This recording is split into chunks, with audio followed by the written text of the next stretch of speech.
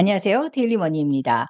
IRP에 반드시 담아야 하는 30%의 안전 자산으로 분류되는 금융상품에는 채권이나 예금, RP, TDF, 또 채권 혼합형 ETF 등이 있는데요. 오늘은 올해 2024년 버전 IRP 안전자산 30% 내에서 투자할 수 있는 주식이나 지수형 채권 혼합형 ETF와 TDF에 대해서 정리해봤습니다. 우리가 은퇴 후 받는 연금은 크게 공적연금과 사적연금으로 나뉩니다. 국민연금이 공적연금의 대표적인 예죠. 국민연금은 나라가 보장하는 만큼 안정성은 정말 최고지만요. 대신 건보료에 크게 영향을 주는 요인이라는 것, 그리고 종합소득세에 합산된다는 그러한 부담이 있습니다. 그런 의미에서 IRP와 연금저축펀드, 이런 사적연금이 나중에 매달 탈시기가 되면 정말 속편한 현금 흐름이 될 것이라고 생각합니다. 분리과세로 건보료나 금융소득 종합과세 걱정 전혀 없고요. 세율 자체도 아주 낮습니다. 이렇게 국가에서 제도적으로 안정적 수익을 보장해주는 절세 계좌를 안 할 이유는 사실 정말 없습니다. 문제는 강제성이 없다 보니까요. 이 혜택을 아는 사람만 가입해서 잘 활용할 수 있다는 게 문제입니다. 오늘 영상 보시고 아직 소득이 있으신데 개인형 IRP가 없다거나 아무 제한이나 조건 없는 연금저축펀드 계좌가 없으시다면 반드시 꼭 만드시길 추천드립니다. IRP는 사적연금의 하나인데요.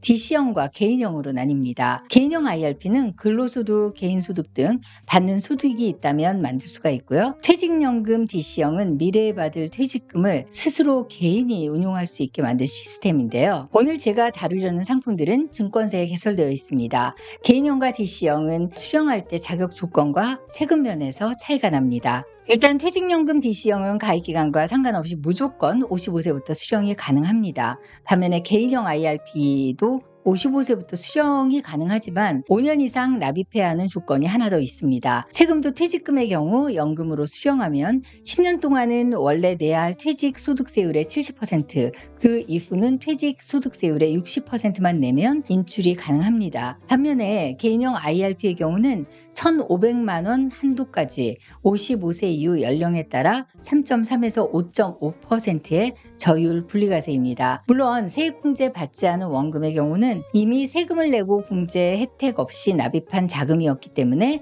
수령하는데 아무 제약도 없습니다. 사실 IRP만의 까다로운 점이 제게는 두 개가 있었습니다. 첫 번째는 매달 신경 쓰지 않아도 일정액이 자동 투자되는 시스템이 있었으면 좋겠는데 IRP는 아직 그게 안 되더라고요. 또 다른 하나는요, 바로 이 안전자산으로 분류된 금융상품에만 30%를 채워야 하는 거죠. 안전자산 중에 최대한 수익을 추구하는 이 채권 혼합형 ETF들을 저는 좋아하는데요. 지수형 채권 혼합형 ETF와 종목형 채권 혼합형 ETF로 나눠봤습니다. 첫 번째, 미국 S&P 500과 미국 나스닥 100을 추종하는 채권 혼합형 ETF는 크게 세 가지가 있습니다. IRP에서 안전자산의 지수형은 주식 비중과 채권을 최고 4대 6으로 혼합할 수가 있습니다. 예를 들어서 타이거 미국 나스닥 100 채권 혼합 FN은 미국 나스닥 100 지수의 최고 40%, 채권 60%까지 구성할 수가 있는 겁니다. 국내 상장 미국 지수형 채권 혼합형 ETF는 모두 3개입니다. 미국 나스닥 100 지수를 추종하는 타이거 미국 나스닥 100 TR 채권 혼합 FN과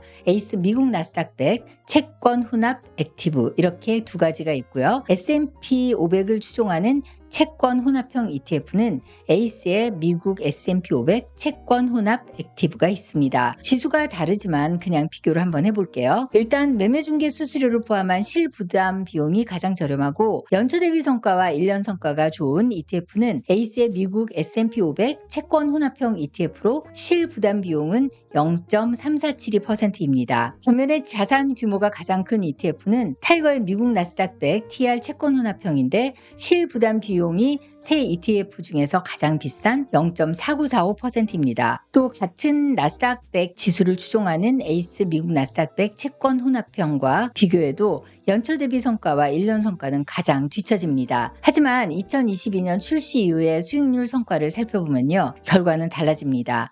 약 2년 동안의 성과는 타이거 미국 나스닥 100 TR 채권 혼합형이 25.41%로 가장 뛰어나고요. 에이스 미국 S&P 500 채권 혼합 액티브가 19.50%로 세 ETF 중에는 가장 떨어집니다. 아무래도 2022년 출시 이후에 나스닥 기술주 지수 강세의 영향 덕분으로 해석됩니다. 에이스의 두 ETF의 경우 미국 나스닥 100의 32.41%, S&P 500 지수의 31.54%를 담고 있으며 달러 예금과 미국 단기 국채, 그러니까 대부분 달러에 투자되어 있는 거죠. 반면 타이거 미국 나스닥 100 TR 채권 혼합 FN은 엔비디아, 애플, 마이크로소프트, 브로드컴, 아마존을 각각 3% 미만으로 하고요. 미국 나스닥 100에 속하는 다른 섹터들을 합쳐서 30% 미만으로 주식에, 나머지는 국채에 투자해서 원화와 달러의 분산 투자가 이루어진다는 차이가 있습니다. 다음은 미국 단일 종목 주식의 최고 3, 채권 등의 7의 비중으로 구성된 채권 혼합형 ETF들입니다. 모두 4개가 있는데요. 엔비디아, 애플, 테슬라에 각각 투자하는 채권 혼합형 ETF들입니다. 이 중에 가장 늦게 출시되었지만 자산 규모가 1위인 ETF는 코덱스의 테슬라 인컴 프리미엄 채권 혼합 액티브로 올해 1월 출시되었고요. 현재 자산 규모는 1,645억 원 규모입니다. 테슬라 커브드콜과 채권 지수의 비율을 3대7이 되도록 유지하여 산출했는데 부분 커브드콜 ETF라 안전 자산이지만 연 분배율이 5.13%로 꽤 높습니다. 대신에 매매 중개 수수료를 포함한 실부담 비용은 0.5278%로 가장 높습니다. 성과는 압도적으로 에이스의 엔비디아 채권 혼합 블룸버그 ETF가 높아서 연초 대비 41.46%, 1년 성과는 49.38%입니다. 장기로 보면 수익률 차이는 더 벌어지는데요. 올해 출시된 코덱스의 테슬라 인컴 프리미엄 채권 혼합 액티브를 제외한 나머지 세 ETF가 출시된 2022년부터의 총 수익 성과를 비교해보면요. 에이스의 엔비디아 채권 혼합 블룸버그가 110.70%로 아리랑 애플 채권 혼합 20.13%, 타이거 테슬라 채권 혼합 FN 10.57%에 비해서 월등히 높습니다. 단 엔비디아 주의 성장세가 앞으로도 이렇게 강세일지, 테슬라의 저조한 주가가 앞으로는 어떻게 이어질지 과거는 과거일 뿐 앞으로 잘 고려해서 선택하는 것이 좋을 것 같습니다. 다음은 소수 종목을 묶어 주식의 4, 채권의 6가지의 비율로 이루어진 채권 혼합형 ETF입니다. 타이거 미국 테크 탑10 채권 혼합, 솔 미국 탑5 채권 혼합 40 솔라 액티브, 그리고 KB스타 미국 빅데이터 탑3 채권 혼합 실렉트입니다. 이 중 가장 자산 규모가 큰 ETF는 타이거의 미국 테크 탑10 채권 혼합으로 788억 원 규모입니다. 실 부담 비용도 셋 중에 가장 저렴한 0.3657%이고 연초 대비 성과도 16.6%로 가장 뛰어납니다. 새 ETF의 출시 이후의 수익률을 보면 1위는 KB스타 미국 빅데이터 탑3 채권 혼합으로 31.29%이지만요. 성장 속도만 놓고 본다면 지난해 12월 상장된 타이거의 미국 테크 탑10 채권 혼합이 월등히 앞서 보입니다. 타이거 미국 테크 탑10 채권 혼합과 솔 미국 탑5 채권 혼합 40 솔라 액티브는 엔비디아, 애플, 마이크로소프트, 구글, 아마존이라는 AI 테크주 5개를 각각 40.21%,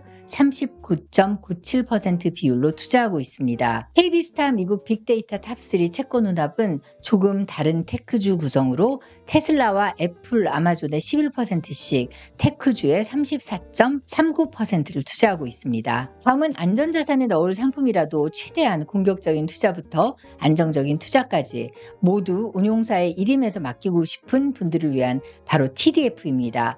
TDF 뒤에 붙은 숫자 4자리는 은퇴할 연도를 의미합니다. 예를 들어 TDF 2035라면 은퇴가 10년 정도 남았으니까 점점 안전한 배당주나 국채 등의 투자 비중이 높아지게 됩니다. 반면에 TDF 2055라면요. 아직 30년이나 은퇴 시점이 남았다고 책정된 TDF니만큼 주식 비중을 80%까지 높여서 상장주나 고수익 채권 등에 보다 적극적으로 투자가 이뤄지게 됩니다. 이렇게 안전자산 30%의 TDF로 투자한다면 전체 IRP에서 실제 위험자산과 안전자산에 투자하는 비중이 어떻게 달라질까요? 맨 왼쪽 60대 윗부분 30%의 안전자산을 주식 비중이 75.2%로 채워져 있는 TDF 2050을 담는다면요. 결국 IRP 전체에서 92.6%의 주식에 투자하는 효과가 있습니다. 마찬가지로 5년 후에 은퇴를 가정한 TDF 2030을 안전자산 30%로 채운다면요. 전체 IRP에서는 83%의 주식 비중이 되는 겁니다. 하지만 실제 내 은퇴 나이에 꼭 맞춰서 TDF를 맞출 필요는 없다는 생각입니다. 내가 예를 들어 30대 말에 보수적 성향의 투자자라면요. TDF 2035와 같이 10년 후 은퇴를 가정하고 세팅된 이 TDF에 투자해도 좋고요. 반대로 50대 중반의 나이라도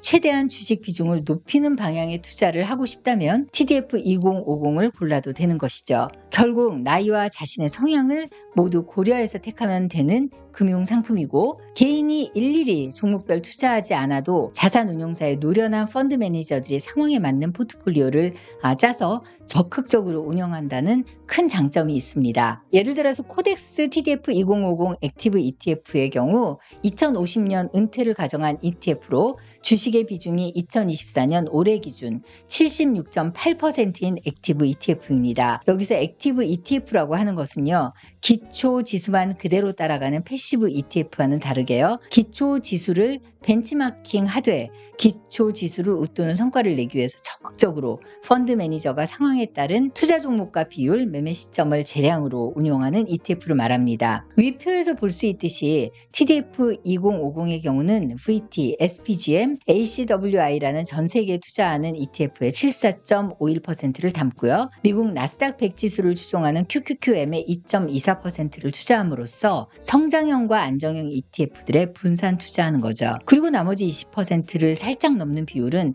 안전 자산이니만큼 국채에 투자하는 TDF입니다.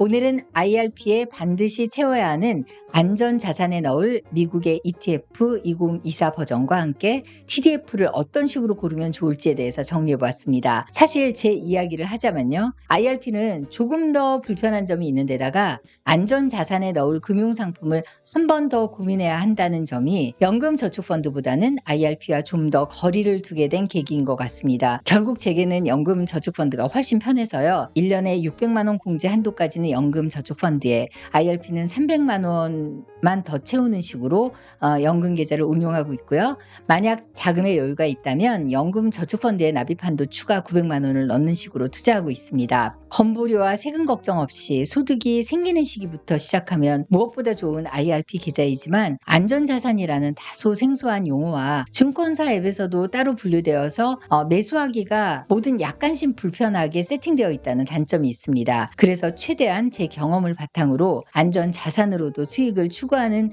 투자를 원하시는 니즈를 풀어드리기 위해서 오늘은 채권 혼합형 ETF와 TDF들을 정리해봤습니다. 그럼 오늘 제가 정리해본 정보가 조금이라도 도움이 되셨다면요. 구독, 좋아요, 알림 설정 눌러주세요. 매일 생활 속에서 어떤 경제 정보가 여러분에게 도움이 될지 항상 고민하고 도움을 드리기 위해서 노력하겠습니다. 데일리머니였습니다.